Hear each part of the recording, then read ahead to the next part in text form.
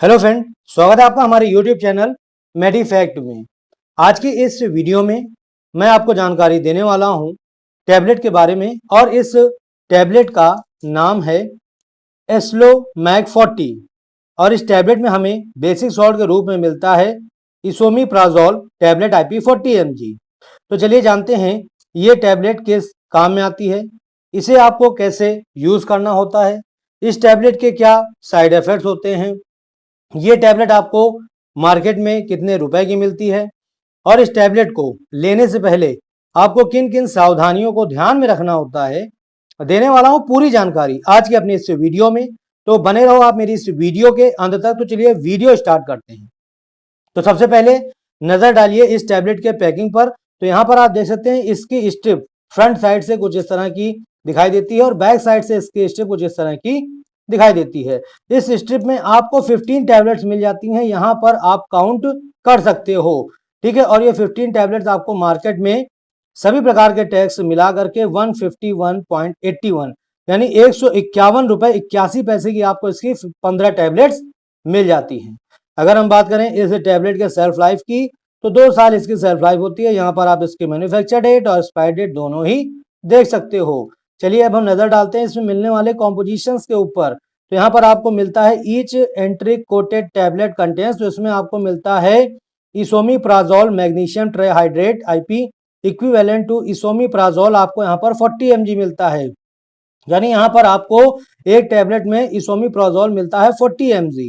Colour जो इसमें use हुआ है वो है red oxide of iron and titanium dioxide IP। दोस्तों अगर हम बात करें इस टैबलेट को बनाने के लिए कंपनी की, तो manufactured by pure and cure health care private limited द्वारा इसको बनाया जाता है और मार्केट में जो कंपनी इसे प्रोवाइड कराती है वो है सिपिला लिमिटेड।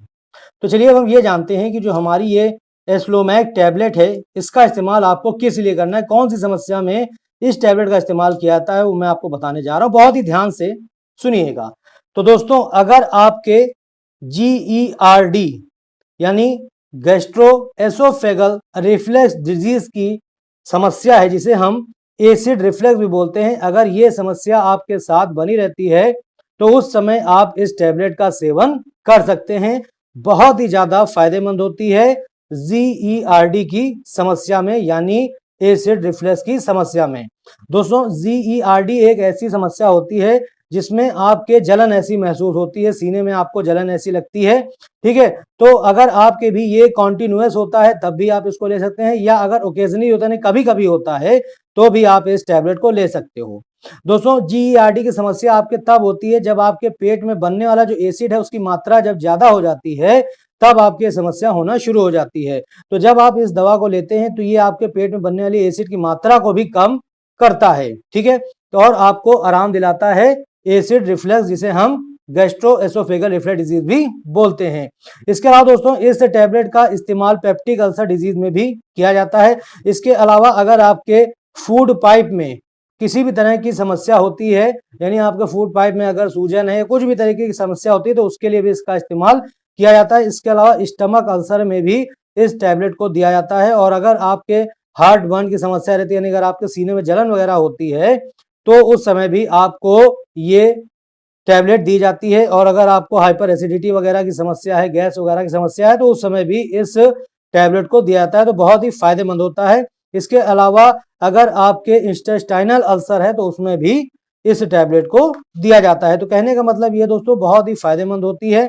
अगर आपके इनमें से कोई भी समस्या है तो उस समय आप इस टैबलेट को अपने पास जरूर रखें और इसका आप सेवन करें। अगर आपको GERD की प्रॉब्लम है, यानी एसिड रिफ्लक्स की समस्या है, या आपको ऐसा लगता है इंडाइजेशन ऐसा, यानी कि आप जो खाए पिए हैं वो आपके गले में आ रहा है, आपको जलन रहती है, तो उसमें बहुत ही फायदेमंद होता है। चलिए दोस्तों हम जान लेते हैं इसके साइड इफेक्ट्स के बारे में।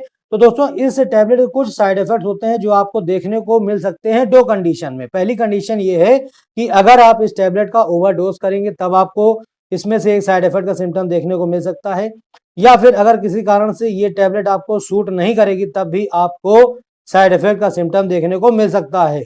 जिसमें पहला सिम्टम है हेडेक, यानी सिर में दर्द होना, डिजीनेस यानी चक्कर आना, ड्राइनेस इन माउथ यानी माउथ का सूखना, वॉमिटिंग यानी उल्टी होना, नोजिया यानी मितली ऐसा महसूस होना, एब्डोमिनल पेन यानी पेट में दर्द होना, और कॉन्स्टिपेशन यानी कब्ज। या फ्लैटुलेंस यानी आपके पेट का फूलना या डायरिया यानी दस्त लगना। तो ये सभी इसके साइड इफेक्ट के सिम्टम्स हैं। अगर आपको इनमें से एक भी साइड इफेक्ट का सिम्टम्स देखने को मिल रहा है इस टैबलेट को लेने के बाद, तब आपको क्या करना है, इस टैबलेट को नहीं लेना है और तुरंत ही अपने डॉक्टर से संपर्क करना है।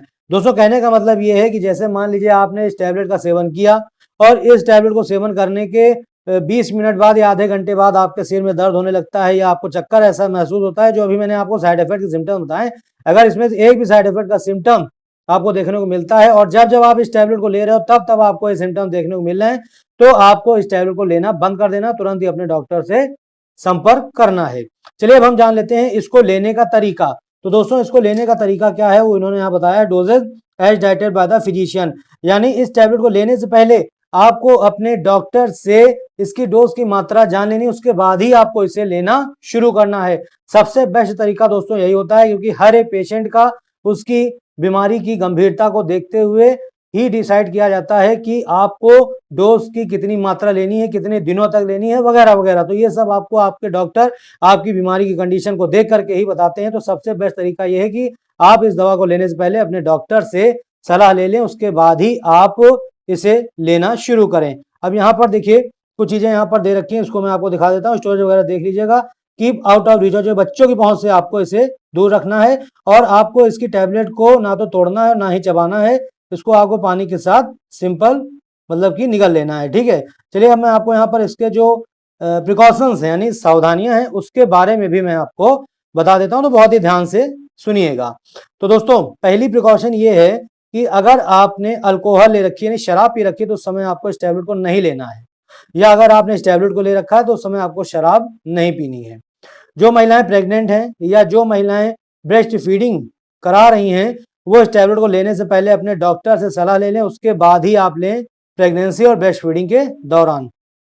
इस टैबलेट को लेने के बाद आपको ड्राइविंग नहीं करनी है, क्योंकि इससे आपको चक्कर आ सकता है, या हैवी मशीन ऑपरेट नहीं करनी है, ठीक है। इसके अलावा अगर आप किडनी के पेशेंट हैं, किडनी डिजीज के पेशेंट हैं, तो उस समय आप ले सकते हैं, लेकिन डॉक्टर की सलाह लेकर के। और अगर आप लीवर से संबंधित किसी बीमारी के शिकार हैं और उस समय आप इसे लेना चाहते हैं तो आपको पहले अपने डॉक्टर से कंसल्ट करना होगा, उसके बाद ही लेना होगा। अगर इसे आप अपने बच्चे को देना चाहते हैं तो भी आपको अपने डॉक्टर से सलाह लेकर के इसकी डोज की मात्रा जान करके ही आपको अपने बच्चों को देना होगा।